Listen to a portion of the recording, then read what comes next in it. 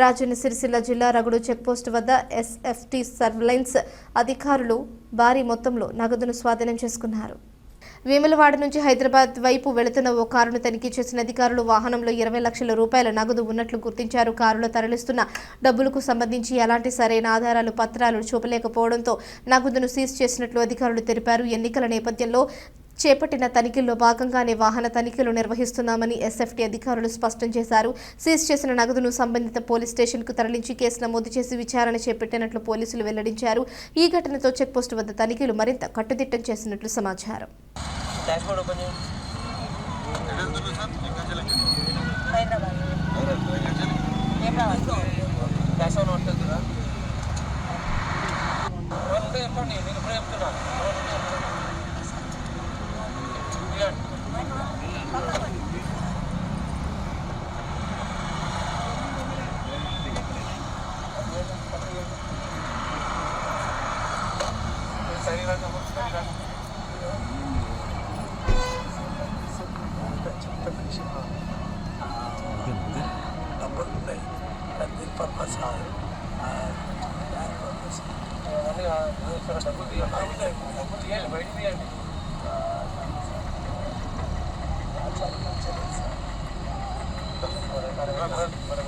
మేము మార్చేసుకున్నామండి.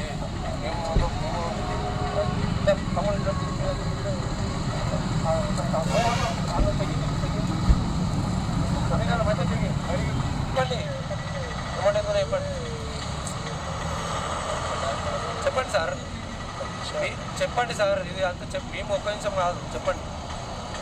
మేము న్యాయంగానే చెప్తున్నాం, చెప్పండి. మంచిగా అవుతుంది మీకు, చెప్పండి. అంటే వస్తాయా? ఎటు పోతాయండి? మీ న్యాయంగా సంపాదించిన అయితే వస్తాయి. సరేనా? చెప్పండి, చెప్పండి సార్. తమ్ముడు మంచిది, మీరు చెప్పండి.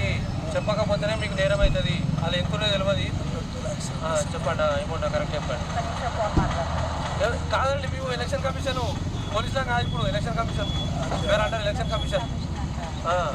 కమిషన్ వాళ్ళు ఉన్నారని చెప్పండి. కూర్చోండి,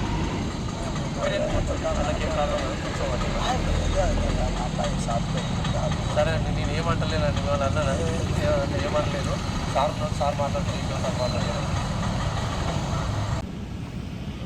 సార్